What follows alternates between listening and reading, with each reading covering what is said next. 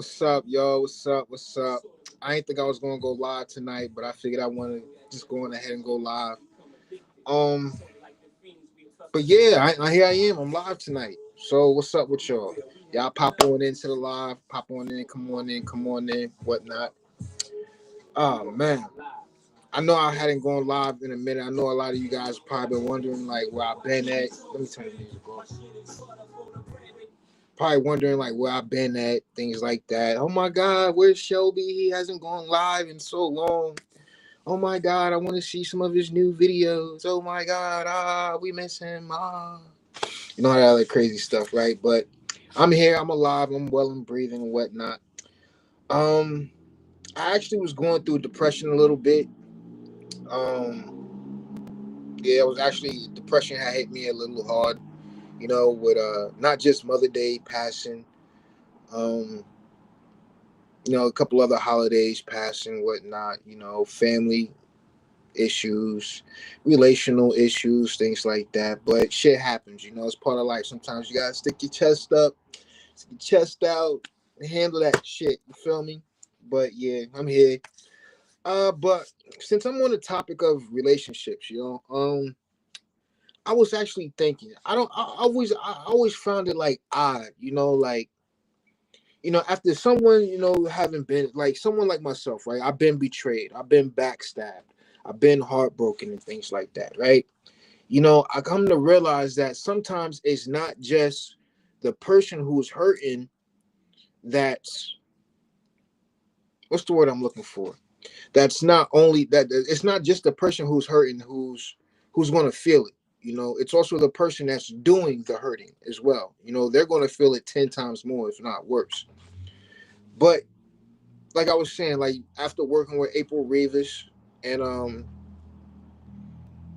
her works of the Narcissist Journals, doing her Shadow Truth Tarot and partaking in her Shadow Truth Journal as well. I come to realize that sometimes when you don't recognize those red flags, when you're constantly being hurt, it's not just always on you, it's on the other person too. Sometimes some people just don't want to hold themselves accountable. It's what I like to call them raccoons, pretty much. You know how raccoons are. Raccoons like to go dig for dirt and go dig in trash and fuck with the trash and then come back and thinking like you're going to take them back type shit. Like, nah, what the fuck they do that type shit at, yo? But yeah, so before I get too far off topic about relationships, I always notice that sometimes when it comes to relationships, the third party isn't always somebody that's intimate, right? 9 times out of 10, it's somebody. Let me let this go by real quick. I know 9 times out of 10, it's never the person who's talking about oh well, you hurt me, you made me go out here and do this, you made me go out here and do that. It's more or less the third party is more or less going to be your friends. It's going to be like your family and stuff like that too. Because when I took a step back and I was sitting here thinking about it, I was thinking to myself like, damn, like you going out here telling your friends and your family about me, but your friends and your family are the ones that don't want to see us together. Your friends or your family are the one that's out here giving you all the bad advice. Your friends and your family, they got these perfect relationships, but they get, like I was saying before, they giving you the bad advice and they don't want you to pretty much do anything. What's up, Jordan? How you doing? Thanks for joining the live. I appreciate it. So hi to you too. I'm not ignoring anybody. Matter of fact, let me go ahead and pop this on screen too. Okay, there we go. Yeah, let me go ahead and show that on screen. But how you doing, Jordan? Thanks for joining the live, everyone. But yeah, so it kind of tripped me out, so it's like, damn, like you can't go sit over in the corner and go mind your fucking business. Now, don't get me wrong. I used to be the one out here saying, like, somebody out here saying, telling somebody, oh, you need to go mind your business. That's them just really trying to take control over everything. That's them trying to control you and how they want to see you and things like that, right? Which is 9 times out of 10 is true. Most people who tell you to mind their business are the same people who are sitting here saying that because they want some form of control over you or whatnot, right? And I know it's off topic. I normally talk about marketing and I talk about sales and advertising and different other aspects and things like that. But tonight I want to touch on something a little different. I wanted to touch on the relationship aspect because this was something that was kind of bugging me a little bit, because I see so many relationships out here nowadays, and the aspect of where it's more or less like modern society. Everyone has a choice, and I'm gonna be real with you. You never give somebody a choice, especially when it comes to your relationship. You never give, even in business. They tell you this in business too. Never give somebody the choice, because choice is what's going to end up making or breaking your relationship. And 9 times out of 10 is going to break your relationship. Is what it's really going to do. So you have to sit back and realize that. Now, when I say choice, let me backtrack a little bit. When I say choice, I'm kind of speaking on feminism a little bit. So I honestly blame feminism for a lot of the downfall of modern society right now. And I know a lot of people are probably going to disagree with me on that. Hey, chat's open. Just pop in on the chat, drop a comment in the chat, whatnot. I'm here. I'm always open and listening to your chats and whatnot. But I'm gonna just be real with y'all. I kind of blame feminism for the downfall of modern relationships. And the reason why is because when you look at the term toxic masculinity, right, and how it was coined, it was really coined by mythopoetic guy back in 1980s, right? I forget his name at this point, but I was just talking about him a few days ago.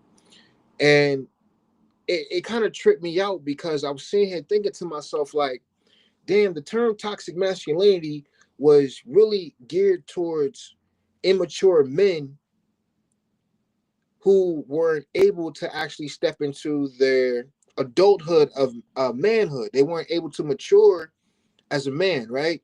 Thank you for the comment. Appreciate that. Thank you for the love. I appreciate it. I really do. But make sure, before I go any further, make sure to go on ahead, scan the QR code right here.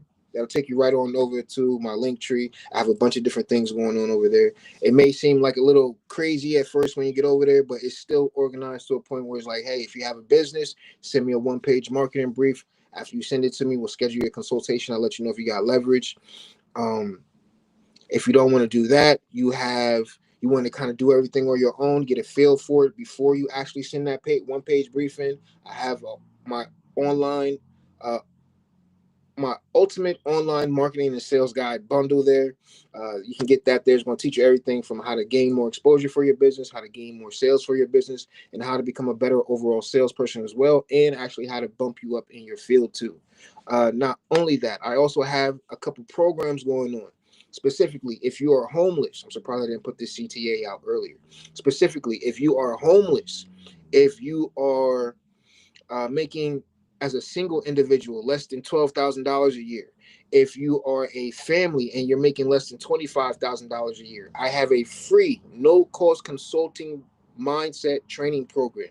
That is, if you are trying to start a business, if you are trying to become an entrepreneur, you want to try and make a little extra side money and you're not sure what you actually need to do when it comes to beginning to build your own business or becoming an entrepreneur. First things first, you have to get your mindset right. I have a program here where you can pretty much sign up for it. All you need to do is send me the credentials. Everything is right here in the link tree, okay? Not only that, if you want to donate to my re-entry endeavors that I have going on here, specifically for those who are getting out of jail, those who are homeless, and those who are going through addictions and things like that as well. I also have donations going on there where I'm actually trying to get a meeting with City Hall out here in Allentown to do a follow-up. I was supposed to do the follow-up last year, but my schedule's been kind of hectic. I've been going through a whole lot of my own personal things like that. But yeah, so that's my CTA. A little long there, but I got a little sidetracked. Now, back to what I was saying. I forgot what I was saying actually. Oh, feminism. So this guy kind of coined the term toxic masculinity back in 1980. Now, when I say 1990, between 1990 and 2010 is where the term toxic masculinity got flipped and coined into a whole different thing. It was pretty much saying like anybody riding around with a gun rack on the back of their truck or anybody riding around with tools was a toxic masculinity, things like that. Hold on. I want to start a business. What does it say? Hold on. Let's put this back on the screen. Oh, it's not staying on screen. It says, I want to start a business where I sell my dirty socks, but the IRS is mad that I didn't report last year's earnings. Well, if you want to sell your dirty socks, I would kind of start on maybe Shopify, Etsy, Amazon, maybe even eBay. Be perfectly honest, a little free info here. I would start there. Now, if the IRS is breathing down your neck here, McDingleberry, my honest suggestion is get all your paperwork in order when it comes to dealing with the IRS. That means if you're dealing with a 1099, if you're dealing with a 1040, if you're dealing with any kind of SS forms, any kind of form whatsoever, just get right with the IRS first before you start reselling your dirty socks. All right, it's kind of nasty, but I guess there's a market for everything, right? I'm not going to sit here and sugarcoat the shit. There's a market for every fucking thing out here. I mean, you got women on OnlyFans selling feet pics and making thousands and thousands of dollars. But yeah, so back to the whole that was funny. That was funny, McDingleberry. I hope you weren't trolling me, but that shit was funny. But yeah, so if you really, take the whole term toxic masculinity, they flipped it around from 1990 to 2010, and it's kind of messed up. Like that term was originally coined for men who were immature, for men who didn't know what manhood actually was, for men who didn't know how to actually be men. It was kind of like where a bunch of men got together in the woods and they chopped down wood to build a house. That's pretty much what toxic masculinity was, to cultivate. So to cultivate you into being a man, because toxic masculinity was originally coined for immature men, not for the men that people consider today. The toxic men that you really see today are the ones who go out and they have the gloss on their nails. They're the ones, don't get me wrong, grooming is key. Like, don't get me wrong, but that whole shit, like getting your nails done and all that, that's feminine. A lot of people will sit there and say, oh, that's not toxic. That's a healthy man. No, that's a feminine man, no matter how you put it. A lot of people ain't going to like me when I say that, but that is a feminine motherfucker. I don't care what you say at this point. You're not going to change my worldview on that. But yeah. And at the same time, I like I was saying before, I still blame feminism for a lot of issues that we have in society today. Because when you think about it, feminism, and I'm pretty sure I'm going to get some flack from April if she's watching this video. I was speaking on feminism with her, and I was saying that we were pretty much like arguing that I don't support feminism whatsoever. And she came out and told me that she had like a degree for feminism, right? And it was more or less kind of shocking because I kind of saw it a little bit, but I kind of paid no mind to it. But the original reason that feminism even came about was for literally economic independence for women, legal and social autonomy for women. It was also for freedom of choice in relationships for women. That's what feminism was originally for. But that literally shifted relationships from survival-based relationships to choice-based relationships, which is kind of messed up because when you think about it, if you look throughout history, you actually look all throughout history, everything was based on survival. Like, for instance, if men went to war, I was watching this on Cooley's podcast, right? No Fugazi podcast. I watch this podcast a lot. I watch a couple of these Red Pill podcasts, actually, like Ugly Money Niche, P Money, P Niche. I watch his podcast a lot.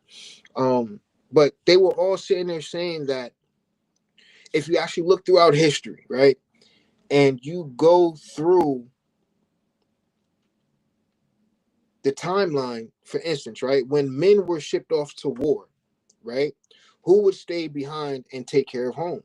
The women. The women would still get up, go to work, take care of home, while us as men, we went out and fought and died for what we had to die for. So they look at that nowadays like, oh, that's survival based partnerships. Now we have a choice of who we want to have as a partner. And like I was saying, back in the beginning of this live, you really shouldn't give anyone a choice. In business, we don't give people choices. I mean, in sales, back when I was doing sales, we didn't really give people a choice. It was either this or get fucked over by the next company that came by, and that's exactly what happens a lot of the times. Because in relationship aspect, I was saying this to April not too long ago, that if, for instance, right, you are sitting there telling yourself that you don't want a relationship, right? You're not ready for a relationship. In a majority of men's eyes, in the majority of their concepts of how they think with their cognitive skills and things like that, what they're interpreting is that, okay, you don't want the relationship with me. You're just waiting for something else better to come along, which is understandable. There's always going to be somebody better. There's always going to be somebody worse. But in reality, you shouldn't compare anybody to anything. I mean, if you chose that person, it's because you chose that person for a good reason, either because you saw that you were compatible to that person and you were being fulfilled by that person, or you were just trying to get your rocks off and trying to have a good time. I mean, either way, neither nor there, neither one of those is really bad when you think about it. But for instance, right, so I met a woman one time and she even told me that she wanted to not be in a relationship because she wasn't ready. She wasn't ready. Like literally on that type time, right? So I was like, okay, cool. But prior to that interaction, right, there was really no insinuation on my part that I wanted to be with her, because it was just, hey, it was like we're around each other. It's pretty much like I'm not really thinking about anything like that at the moment. I'm trying to get myself right. To be honest with you, shit, the relationship is really the last thing on my mind. At the perfectly honest, but yet and still, she proceeds, to do the girl thing. She plays with the hair. She rubs on the arm. At that point, I'm thinking to myself, okay, she's interested in me. Fuck. Damn. Now what I do? Well, I don't want to sit here and just turn her down because she is kind of cute. You feel me? So now I'm sitting here thinking to myself, like, I bet. How about we just be friends with benefits, right? How about that? How about we just be friends with benefits? That's when she hit me with the, no, I'm not ready for a relationship. I didn't say shit about a relationship. I said friends with benefits because, for one, we don't fucking know each other. Two, all relationships start out as friendships. All relationships, all great, long lasting, healthy relationships start out as friendships. So from there, it's kind of when, like, hey, let's just be friends with benefits then. She goes along and hits me with the, oh, I'm not ready for a relationship. um I'm like, oh, that's really just code for you're just waiting for something better to come along, pretty much, right? I'm like, she's like, no, I'm really just not ready. I'm like, that's okay, that's cool, I get it. And so I'm not gonna lie, I was kind of persistent about it because I was digging it at first. I was like, damn, like she had to walk to her, she know how to dress. She kept herself pretty well, but she had a side to her, that dark side to her, that I really wasn't feeling on like that. But I wasn't really looking past the dark side because shit, I ain't fucking perfect. You feel me? Motherfuckers know how I give it up sometimes. But yeah, and still I'm getting off topic and shit like that, right? So I'm sitting here thinking to myself, like, damn, like how in the fuck did I get into this shit? And don't get me wrong, the sex was bomb. The sex was pretty good. It really was. The head game was vicious. I'm not going front. That shit was bomb as fuck. I kind of miss it. I ain't going to lie. But yeah, so I was kind of sitting here thinking to myself, like, fuck, bro. Like, well, it is what it is at this point. So what the fuck am I going to do about it? Tell you what, I'm gonna sit here. I'm gonna be by myself, and I'm gonna chill. I'm gonna work on the whole healing phase, and that's when I came across, the whole April. I came across April and working with her and her shadow and her narcissist journals and her shadow truth journal, things like that. And I started working on it, and I'm like, damn, so this is where I was missing out at. Oh, damn, I was going. My closure and healing from that situation was I was moving too fast. Plain and simple, right? But I'm getting off topic. Let me get back on topic. So back in the day, right? I'm just to try and paint a picture for you guys. Back in the day, women needed men financially. And not only that, the social pressures kind of forced people to stay together back then as well. And the roles were more rigid, and they weren't negotiable at the time. But nowadays, both parties can literally just walk away from each other without even trying to work anything out, without sitting here trying to fix or mend the relationship. And not only that, the standards are higher now as well too. And even though back then it still mattered, I think compatibility actually matters more.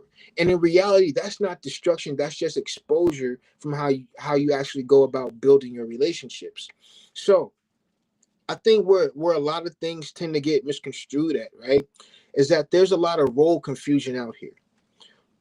We moved out of the traditional roles, but we didn't really fully define the new ones. Like, I've been talking a lot about this as of lately because of my workings with um April Rivas, the founder of the Narcissist Journals, and her works and things like that, right? And studying things about narcissism and dark empaths, and that narcissism is a spectrum, just like empathy empaths are on the spectrum as well. And they say that, just to iterate this real quick, a lot of people sit here and say that the malignant narcissist or any form of narcissist is the worst. The malignant narcissist is the worst. But I honestly believe that if you consider yourself a dark empath, that is a highly more dangerous than a malignant narcissist. Main reason why is because an empath is someone who has empathy. They're understanding. A narcissist isn't understanding. You don't give a fuck about you. But a narcissist, an empath, is someone who's understanding. They do care. They soak in all the information that you're giving them, and they try to help you. But if you cross them and they turn into a dark empath, they become way worse than a fucking malignant narcissist.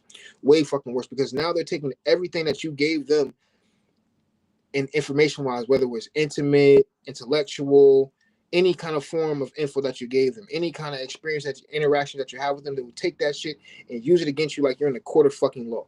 I kid you not. Dark empaths are way worse than malignant narcissists. So for people to sit here and say that, oh, malignant narcissists are the absolute worst, no. Dark empaths are the absolute fucking worst. Let me repeat that. Dark empaths are the absolute fucking worst. If you don't believe me, um, matter of fact, I'm gonna link it down in the comment section here, where you guys can go over to April Rivas's link tree.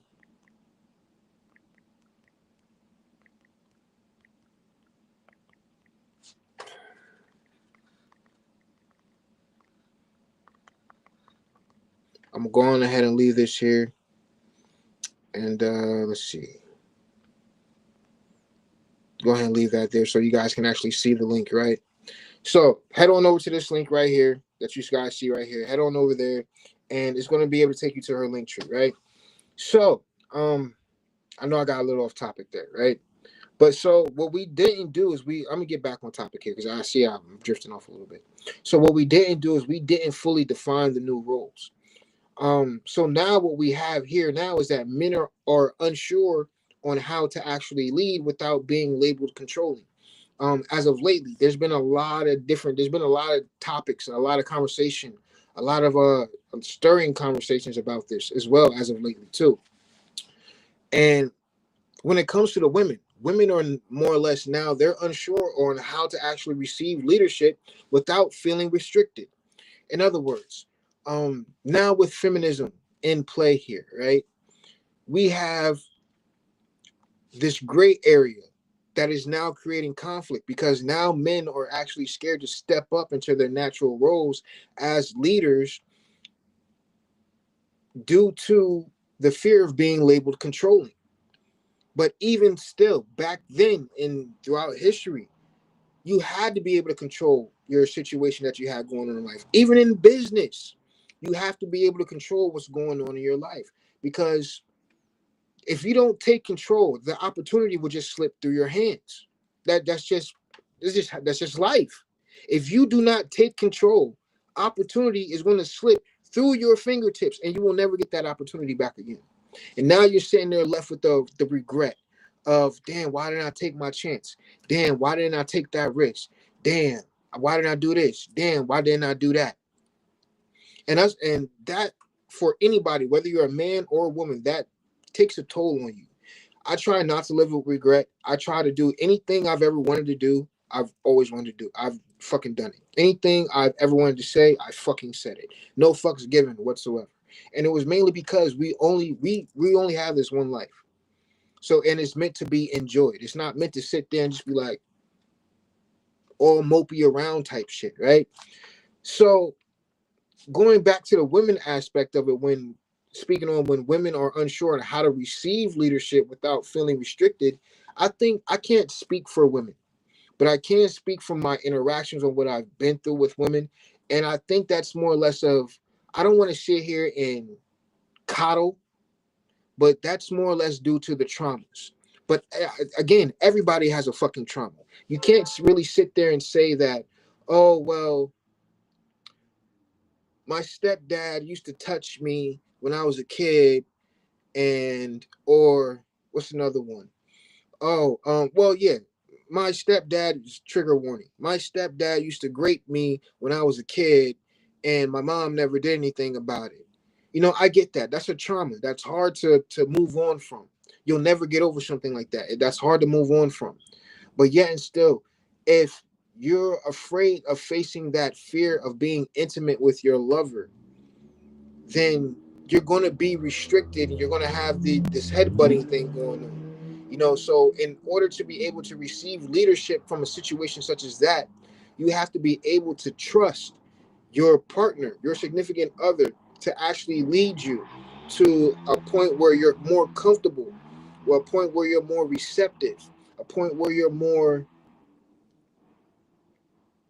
open, pretty much, where you're actually able to receive the leadership. Like, hey, don't worry, I'm whatever it is that I'm not sure what this person is telling them at the point, but I know for a fact that this kind of area does create a lot of conflict, because I've been through this shit.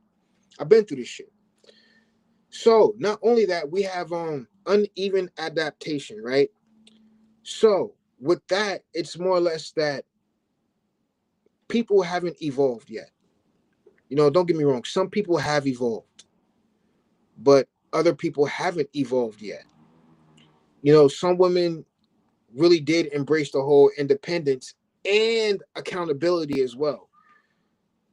Some men embraced emotional intelligence and leadership as well. But the others, what they did was they weaponized independence, or they clung to outdated dominance methods. And so when you have that mismatch, you have chaos. So, for instance, it was right there on the tip of my tongue. Oh, therapy sessions, right? So what people do nowadays is that, I believe that there was an argument where people were saying that people use therapy as a weapon instead of using therapy as a healing method or a healing tool and things like that, right? And my whole outlook on it is that, yes, people do use therapy as a weapon. And I believe it's the majority of people use therapy as a weapon. It's like, hey, I've been through therapy. I'm this, that. They use these words that they learn in therapy, and they weaponize it. They don't use it to internalize. They don't use it to actually internalize the healing that you have, that the healing that they're going through. They don't do that. What they do is they weaponize it. For instance, look at the whole Jada Pinkett and Will Smith situation. And not to bring that up or anything like that, but Jada Pinkett Smith, she didn't internalize anything whatsoever. And I'm not going front. I commend Will for sticking through it in his relationship, because modern society doesn't congratulate people in long-term relationships anymore. They more or less congratulate the, hey, I'm gonna hop in the bed, I'm gonna hop from bedpost to bedpost to bedpost to bedpost to bedpost. That's what they do. And it's kind of fucked up because people like that, they sitting there, and what are you really celebrating? You're just celebrating the struggle is what you're really fucking doing. So yeah, people have nowadays weaponized therapy language more than anything else. Way more than anything else. And it's sad, It really is. It's fucking sad. I think it's kind of like it's getting to a point now where it's like people need to grow up. People need to sit here and, like, I get it. Some people just simply cannot hold themselves accountable. Some people simply cannot do that because they feel dirty when they do. They don't want to feel the pain that, damn, I fucked this person's life up. Damn, I actually fucked their relationship up. Damn, I actually did this to them, and look at them. The whole shit's crumbled, and it's fucked up. But some people won't hold themselves accountable because they don't want to feel that. It's kind of like, I'm going to make you feel what I felt. Some people don't want to do that. Some people are crazy enough to do some shit like that. But hey, I'm gonna make you go out. I'm gonna make you feel every backstab and heartache and heartbreak and tear that just fell down my face. I'm gonna make you feel that. And that's kind of like what accountability is for some people. Accountability really is like kryptonite to some folks. And I kind of believe that we can blame social media for a lot of this, right? Social media has distorted society. It really has. Social media has absolutely distorted society because the algorithms that we have out here, whether it's TikTok, Facebook, Instagram, YouTube, whatever it is that they fucking have, they reward the extremes. They don't reward the common sense method, the common sense cognitive thinking skills. They don't reward that. They reward drama. They reward chaos. So what you're constantly seeing on social media is men ain't shit content. Men ain't shit. Oh, that motherfucker ain't shit. He ain't this. He ain't that. But yeah, and still, that's the same motherfucker that's going out here paying your bills. That's the same motherfucker that's going out here taking care of you and your kids that ain't even his. It's the same motherfucker that's out here taking care of those kids that they are his. The same motherfucker that's out here helping you build the business. But you got the nerve to sit here and say, oh, this motherfucker ain't shit, or talk behind his back or some shit, right? And then you have the women are the problem content too. Like, let's not get that misconstrued. There's a lot of that going around right now saying that women are the problem. And I hate to say this, I honestly believe that when it comes down to it, my own personal objective opinion of this would be more or less like women tend to be the problem. And I'm not saying this from a chauvinistic, misogynistic kind of way, because I've dealt with a lot of misandrists out here. I've been dealing with a lot of that as of lately, but I've been dealing. I'm not trying to sound like a misogynist or chauvinistic or anything like that. But let me say this, for example. When women shit test men, I was talking about this not too long ago on my Facebook. When women shit test men, right? What they do is they're subconsciously self-sabotaging the relationship that they're in. And I say this because 9 times out of 10, when a woman is shit testing a man, whether it's you, me, Tom Tucker, any other motherfucker out here walking down the street, right? When she's actually out here performing this shit test, us as men, we're supposed to be non-reactive. We're not supposed to show any emotion when she's out here giving these shit tests. But at the same time, this is supposed to be a woman who's understanding, caring, and nurturing of you. This is why you see so many people or men date outside of their age range and go for older women, because women are more supportive and nurturing at an older age than they are at a younger age. So what you see here is that this woman is not taking into account that, hey, my man's going through it. Oh, he's going through it. Well, fuck his mental health. I'm going to shit test him anyway. And I'm going to make him snap, and I'm going to paint him out to be the bad guy. This is why I believe women are hardwired to do this shit. And I honestly, right hand to God, Wallah he ding, I swear to you not, women need to stop shit testing men. Because this is why men are considered to be much more violent than women. Because When a man is reactive to a woman's shit test, it's more or less like verbal abuse, which can lead into physical abuse, right? And a lot of people don't see that the reason for the reaction was because of her shit test. That's just the fucking reality of the shit, yo. And a lot of people don't want to sit there and believe that shit, but that's the reality, because what is not reality is saying that men ain't shit. What's not reality is saying that women are the problem. I mean, given it kind of does just contradict what I just said, but that's not reality. That's what you would call in social media realm engagement farming, right? So, and then this is the one that kind of fucks me up the most, right? Which is the transactional mindset. Because the transactional mindset, there's no love there. There's no unconditional love there. Dating really just starts to feel like a return on the for me being in the business field, I'm gonna say like return on ROI calculations. It's more or less return on investment calculations. If I take you out to dinner, I expect to get my dick sucked or some pussy when I get back home. Or if she cooks me dinner, I'm expected to sit here and eat a box out type stuff, right? Or things like that. And it's understandable because it's more or less that's transactional. But that also leads to power struggles. That also leads to who needs less. And that kills intimacy. That kills intimacy faster than anything. But I find it funny on this last bullet point. I find it funny because the person who needs less is often the winner. The person who needs less is often the winner.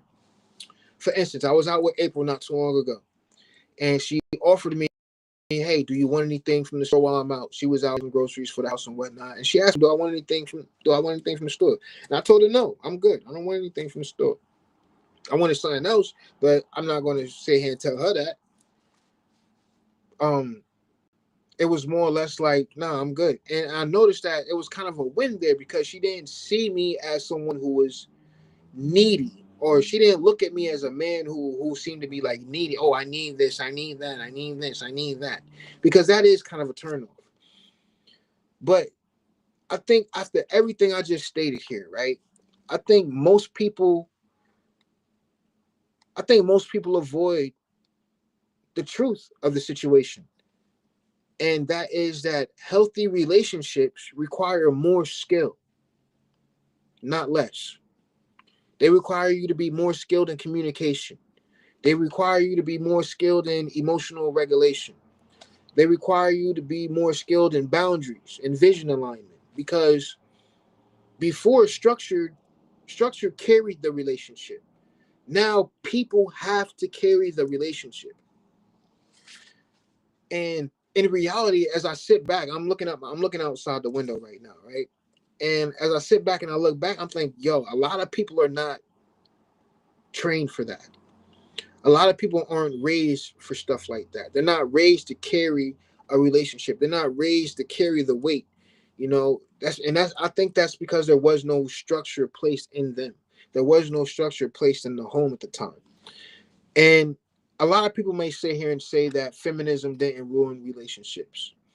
It what it did was it raised the entry requirements. My personal standpoint on this is that I believe that feminism hindered relationships a lot more than it has in these last few decades. Uh, and it's mainly because we're not competing on money alone or gender roles alone, but we're more or less competing on character. I mean, as of right now, let me rephrase it because I don't want to sound like, oh, you're all over. We're more or less competing on character, clarity, and consistency. And if you're not able to be all three of those, especially, I'm like, again, that goes back into business, right? If you're not able to be clear on what you're offering, if you're not able to give me you, show me who you are while you're selling me something, right?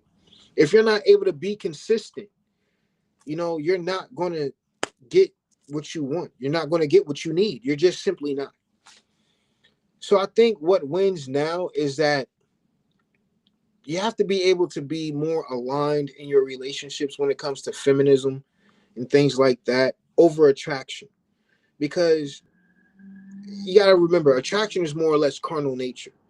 You see somebody pretty or handsome, and your instinct is like, I need to fuck this person, because that's what the hormones do. When you see an attractive person, you say, oh, I want this person attractive, I wonder if this person will let me sleep with him. That's what happens when you see an attractive person. So now feminism has taken it where you need to be more aligned than anything else. But us as humans, we weren't wired for alignment. We, especially men, we weren't. We're not thinking about alignment. Fuck alignment. We're thinking about get that nut while we're breathing. If we end up being with this person, cool. If she allows me to step outside the relationship, even better. But I'm not going to sit here and step outside the relationship if she's not going to allow me, because then that'll be cheating. That does go into alignment, but now they emphasize alignment more than just the carnal nature of a relationship now. This is something I was saying not to April the other day, right? And I was saying this a lot to a few other people, is that you should always vet for mindset, because your mindset matters more than anything else. It's not just the vibe that you get between you and your person. You need to know how they think.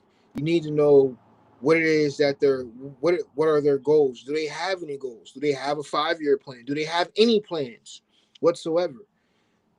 And you have to be able to lead yourself before you're able to lead someone else. Because if you're not able to lead yourself, how the fuck you going to be able to lead somebody else?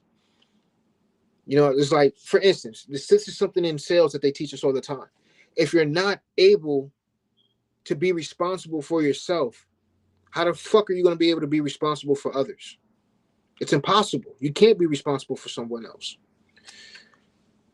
And another thing, I think this is a big one, because a lot of people go to social media to validate themselves. And I mean, I can't really say I think, but we see it all over. We see it all over the internet. We know for a fact that people go to social media, listen to a stranger, because that person is in their emotions, and now the stranger is just sitting there validating what your current emotion is, which is just going to change probably 15, 20, 30 minutes from now, maybe even a day, a couple days, a week later, a month later. It's going to change. That emotion is going to fucking change. It's not going to be the same. So what I think is what a lot of people miss is that when relationships when relationships stop being forced, you see the weak relationships collapse. And that's not really a loss. That's more or less like a filtration. You're filtering out the relationship, right? Which is I think goes back into the whole vetting thing. You have to be able to vet your relationships. Goes back to vetting the mindset and things like that. You have to be able to do that. So I think what it boils down to is, how can I put this?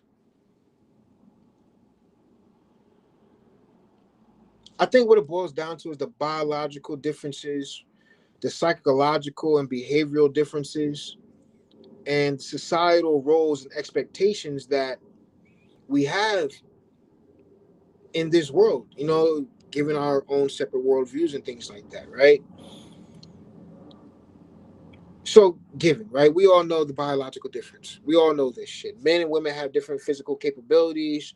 We have different hormonal balances and reproductive roles, right? Men, we generally have greater muscle mass. Like, we're literally stronger than most women out here, and higher testosterone levels as well, which influence our physical strength and aggression. And women have biological advantage in areas like endurance, multitasking, nurturing due to estrogen and oxytocin. I think it's called. Is it oxytocin? Oxytocin. It's called oxytocin. But I can go on and on and on for this, right? But I think what is that after everything that we've witnessed from, for instance, I was talking about uh should broke men be allowed to date? Uh I think that goes more or less into, regardless whether anyone's not financially stable in a relationship, I think that goes into men need women and women need men. and more or less saying that men or women are more complementary rather than interchangeable. Because let's just keep it real. You can sit here and go from man to man, ladies. You can go from man to man to man to man to man to man. Fellas, you can go from woman to woman to woman to woman to woman to woman to woman, right? But that doesn't mean that each one of these people that you're jumping to is going to compliment you. It simply doesn't. And I think that when it comes down to true respect and fairness, it doesn't really come from pretending we're the same either, because we're not. But it comes from recognizing and appreciating our differences while ensuring that neither one of us is unjustly disadvantaged, right? So, for instance, right, fellas, let's say you and your girl get into a little argument, right? Well, not even a little argument, a big, huge fucking argument. You arguing out in public, right? I've had plenty of arguments out in public, and I think more or less is, let's say, for instance, while you're staying at her house, you don't have your own place. You're staying at her place. She tells you to get the fuck out. Me personally, I'm gonna say, especially if I don't have a fucking place or nowhere to go, no friends, no family, no no resources out here, whether from a nonprofit or a church or anything else like that, no business associates. If I don't have any of that whatsoever, I'm sitting here and I'm telling you, fuck you. I'm not leaving until I see fit, until I'm actually able to leave out of here on my fucking terms. Other than that, I'll leave, but on my fucking terms. Now, most men will probably just say, oh, I'm gonna pack my bag and I'm gonna leave. Okay, but let's say you don't have anything of those that I just mentioned: the business associates, the church, the friends, the family, the nonprofit organizations. You don't have any of that you can depend on, right? What are you gonna do? Sleep out on the fucking sidewalk? Fuck no. You don't do that shit. It doesn't make sense to you. But yeah, so let me see what's going on here on YouTube world real quick. Or matter of fact, let me check my Facebook.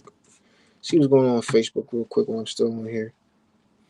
I really wasn't planning on going live tonight, but I figured, hey, why not go live with you guys, see what's going on.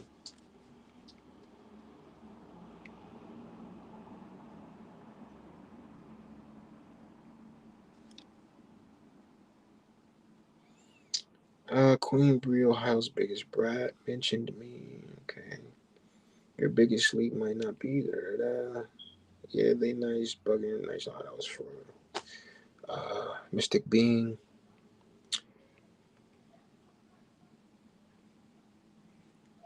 People really, all right. So this is a friend of mine. Oh, I'm not gonna put that on here. That's private. So because she put that as a friend, it's not public. But let's see here.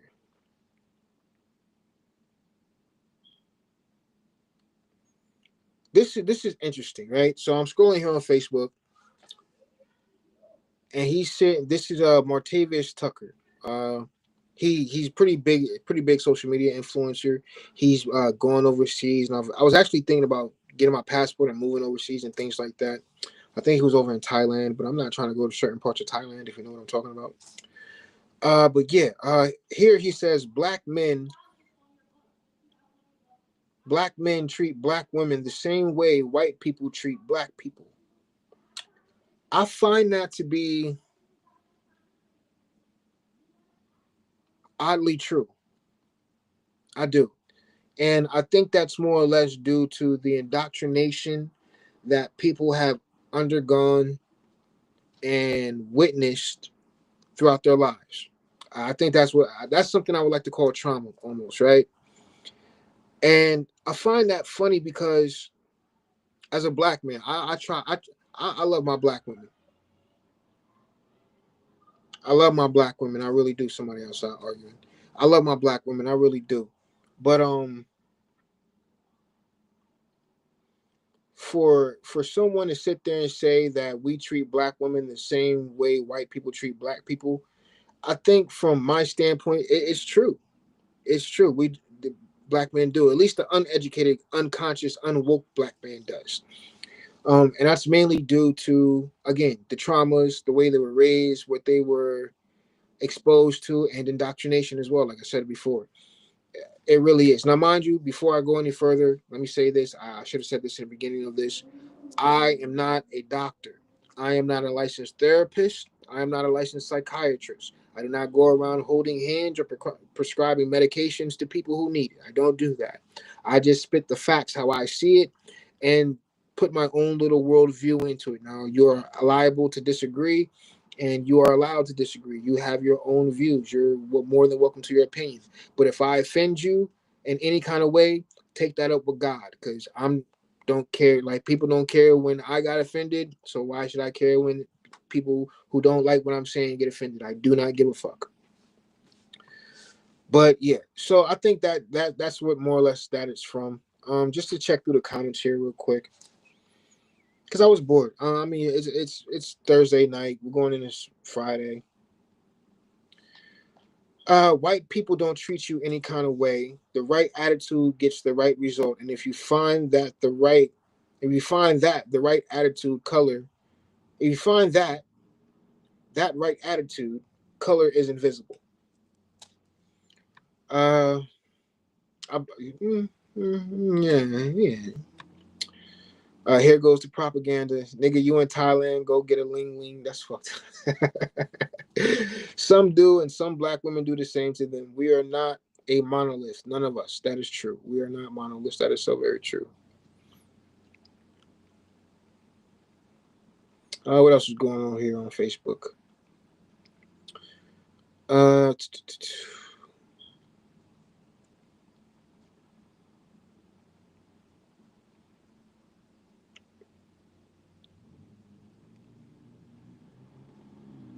Oh, if I hadn't said anything lately, guys, go on ahead and make sure, check out the QR code up here.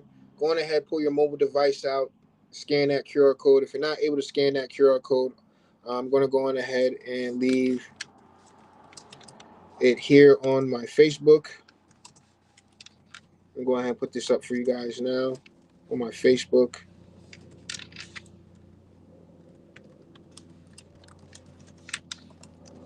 That is my link tree. Go on ahead, tap in there. You'll find a lot of stuff over there I got going on. Send me your one-page marketing brief. You can get my AI Clone Pro for $297. A lot of people were, why is the price so high for your clone? Why is it so expensive? Because I did my prototype for free. The prototype was for free, okay? And the paid version of this is $297.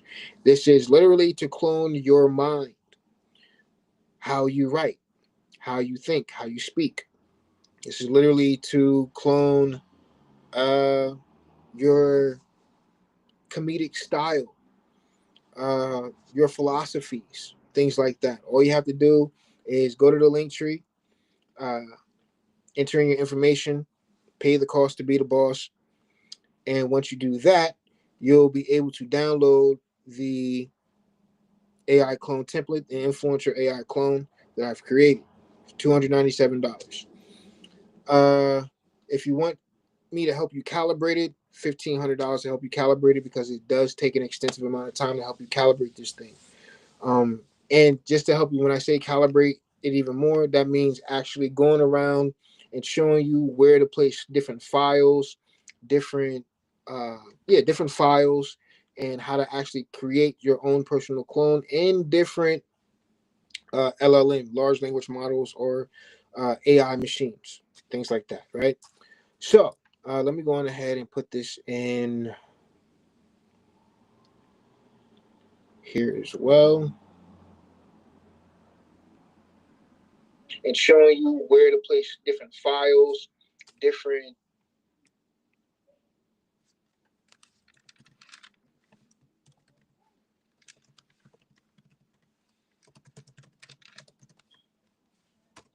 and there you guys go. So now you actually have my link tree there.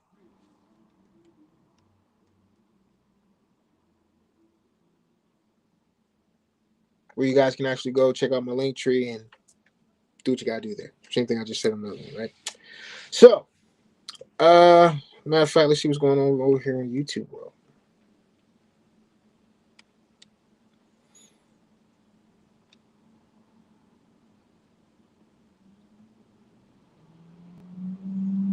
Let's see here.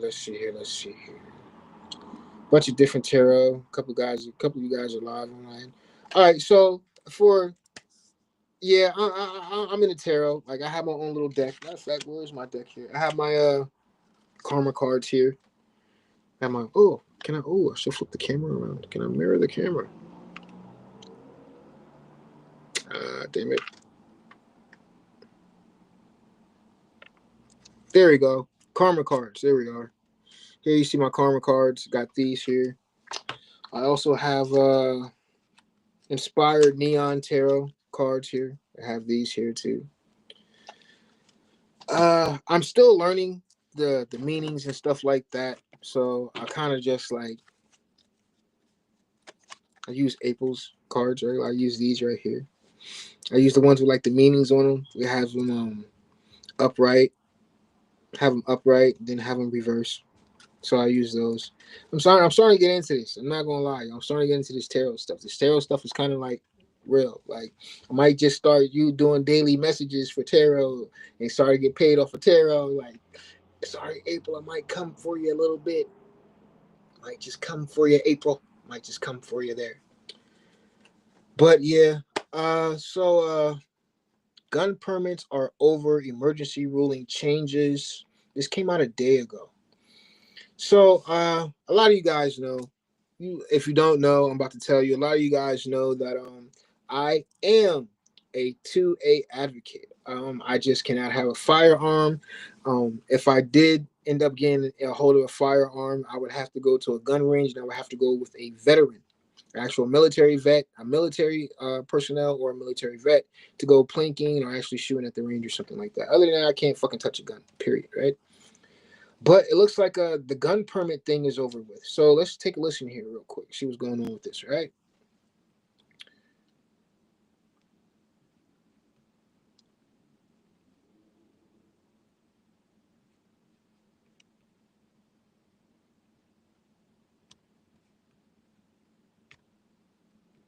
Judge just dropped an emergency ruling and it went completely under the radar for most people. This ruling directly targets the permit system that keeps millions of Americans legally armed in public. And if you carry a firearm for self-defense, if you have ever applied for a concealed carry permit, or if you live in one of the states that still uses a shallow permitting process, this ruling affects your ability to keep doing exactly that. Every single federal judge on the panel agreed on the core ruling, not one dissenting vote. That almost never happens in cases involving constitutional rights. And it tells you this came down hard on one side of the argument. This applies to every permit holder in states that fall under the ruling's jurisdiction, which right now means potentially tens of millions of Americans need to know what just changed. And here's what is most shocking. This barely made the news. The mainstream outlets buried it. The people who should be screaming about this from the rooftops are staying quiet. If you're someone who actually takes your rights seriously, not just talks about them, this channel was built for people like you. Hit subscribe and prove it right now. This all started when a coalition of gun rights organizations challenged the entire permitting framework in a federal circuit court. The case worked its way up fast because the plaintiffs argued that the system itself violated the Second Amendment. They said the government should not have the power to make you ask permission before. All right, I'm gonna stop this right here because I'm already not liking what I'm hearing. They're sitting here saying they said that right there raised a red flag with me because if you're speaking on legal issues and things like that, right, you should be able to cite a case number, a docket number, a state, something, right? You should be able to cite something, a judge, court, something. You don't hear none of that shit. So that right there is already raising a red flag with me. So this could just be something to be put out here to pretty much engagement bait, so far as what I'm thinking. or you can exercise a fundamental right. That is like requiring a permit before you can speak or before you can worship. The court looked at the history of permitting systems in this country and compared them to what the founders intended when they wrote the Second Amendment into the Constitution. The majority opinion found that the current permit regime exceeded what the historical record could justify. That is legal language for saying they found it went too far and they stopped it. Now, before I get into the real impact, I want to know what you think. Do you believe this ruling actually protects you, or does it leave too many gaps? Drop your answer in the comments. And while you're there, hit the like button. It tells me to keep making videos like this. Here's what most people are missing about what this actually means for you personally. Before this ruling, if you wanted to carry a concealed firearm in public, you had to go through your state government. You had to fill out forms, submit to background checks, pay fees, and wait sometimes months for approval. Some states made that process easy. Others made it nearly impossible. What this ruling does is say that the government cannot require you to get permission to exercise a right that already belongs to you by default. Think about that for a second. It is like the difference between needing an invitation to enter your own home versus just walking in because it belongs to you. The right does not come from the government. The government did not grant it, so requiring them to sign off on it before you use it is backwards. Here's another layer most people never think about. What happened? I'm gonna stop that there. They're not citing any case studies. They're not citing any courts. They're not citing any judges or anything like that. So I'm thinking that's a bunch of bullshit. But so yeah, let me get back in. I guess let me talk about the tarot cards. So you guys, just so you know, I'm starting to get into tarot. Like I've always been into tarot, right? I've always been into tarot. Well, not always. I can't say always, but I started getting into tarot like back in 2019. The first person I believe I started watching was Blue Moon Tarot, and then from Blue Moon it became uh Love Pisces with Laurel, Blue Rose Tarot. It became Rich Lop, Tarot with Empress Eva. Who else? Capital P on Pisces. That's my baby right there. I love the way she reads. She's great. April, I love the way you read. April, if you're watching this video, you need to get your ass on here and start doing your damn tarot readings already. She has her own format, right? And I can't wait till she like starts dropping her videos with her format, because I'm not going front. She did a couple readings on me with the current energies, whether it was past, present, or future, with the energies going on, things like that. And they were pretty on fucking point. I'm not going to lie. And mind you, fellas, I get it. I get it. I get it. I get it. I get it. You probably think tarot is like witchy, warlock, and wizards, and Dungeons and Dragons, and crazy women in the woods doing rituals type shit, right? I'm not going to front. If you practice religion, I advise you, or not advise, I suggest you watch a tarot reading based on your zodiac sign. Anyone, any zodiac sign whatsoever. I would suggest you do that. And once you do that,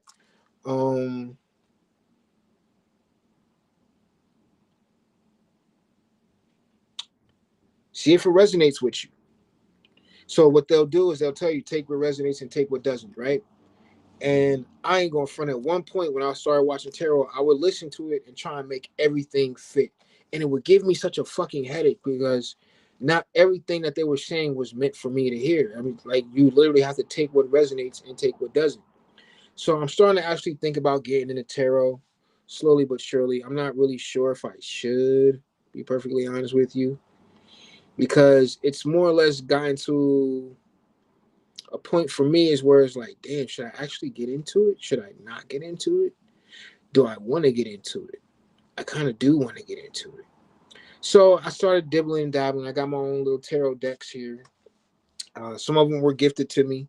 Actually, damn near all of them were gifted to me. And I'm not going front. It was more or less like, damn, like, maybe I actually should start getting into tarot, start doing tarot readings. And I'm not going front. Actually, like doing like the tarot readings, it's kind of weird. Like right now, I'm looking at the Hermit card. Right now, the Hermit is Virgo. Right. So this one here gives you like the readings and all that. It gives you the upside and the reverse side to it. Right. So I pulled it. It came out upright. So let's just consider this a general reading right now. Right. So this is the message for anyone right now who happens to be. This is for anybody struggling. This message is for anybody struggling, anybody going through it right now. So we have the Hermit. The Hermit is a spiritual mastery, pretty much. In other words, what you're doing right now is you're in hermit mode. You're doing a lot of soul searching. You know, you're doing a lot of contemplating. And while you're doing that, contemplating while you're in solitude, what you're really doing is you're growing. You're you're you're you're seeking advice not from the outside world, but from inside yourself and from a higher source is what you're really doing. You're not sitting here and being paralyzed by fear or anything like that. You're not trying to feel powerless. You're not trying to feel powerless. You're trying to feel powerful. So you're in this solitude, gaining a different perspective. You know, sometimes when you're in solitude, you can meditate and things like that as well, which is what which is what I suggest you do. I highly suggest you do it. But from that, you end up coming up with a resolve from it too. You know, and that resolve comes with enlightenment. It really does. It comes with you finding out who you really are. Not only that, you know, sometimes you what you really have to be able to do is stop stop enabling yourself into things that you're doing. You know, stop enabling others into what you're doing. Don't do that, because you're not only are you making yourself worse, you're making them worse. You're not able to actually get them out of the situation that they're in. And maybe you want to help some people. Maybe you actually want to be able to sit there and say, hey, I did this, but you're going about it the wrong way because you're seeking approval from outside sources. No, you got to do that for yourself. You have to do that for yourself. Why go out here and seek approval from someone else when you can get the approval from yourself? And don't get me wrong, some things are, and you have to realize things like that are beyond your control. They really are. You know, you're going to have challenges. You're going to have these upheavals and things like that. You're going to have people pushing back at you for the things that you're doing. But at the same time, it's a lesson that you have to learn. It's a lesson that you have to go through. Plain and simple. So I get it. Right now, you may feel as if you're on the brink of collapse. You know, you feel as if you have a heavy load on you and whatnot. But at the same time, you have responsibilities. You have things you need to get up and take care of. You know, you may feel overwhelmed, you may feel overloaded, but always remember that you're almost there. You're almost there. You've almost reached the end of the line. You've almost reached your goal. You almost reached your point of fruition. So don't quit. I know a lot of things may seem one-sided right now.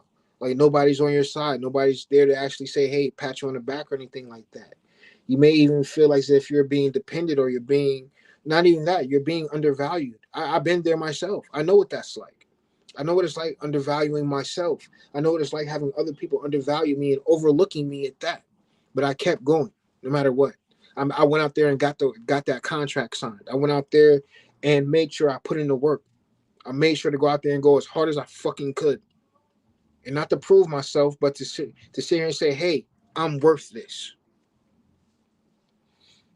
But yeah, that's pretty much the message right there. But always remember, yo, have fun in life. Let go of what you can't control. Let go of control, period. Celebrate your life, man. You know, summertime's right around the corner. It's right around the corner. Right around the corner. And you're almost there at your end of at your finish line. Plain and simple. That's your message for that. But I'm starting to get more into this. If I'm tapped in with you, let me know. So if I'm tapped in with you, let me know, because I'm starting to get into these tarot cards. But yeah. So my tarot, the person probably walking down the street, the person watching TV, the person driving in their car, the person flying the plane, the passenger on the plane, the person riding on the Greyhound bus, the person working security. We've all been fools in our lives, right? Every single one of us, we've been fools in our lives. You know, and some of us end up repressing a lot of what we have going on and whatnot. But that's the point of tarot, is to unlock what we've repressed, to face the fears that we always were scared to face. To be honest with you, and that's what that's about. But tarot is something I think a lot of people should get into. It's becoming more mainstream now, more than anything. It's not as weird, or it's not as scary as some people may seem it as it used to be. But whew, I think that's about it. I've been going in for about an hour now.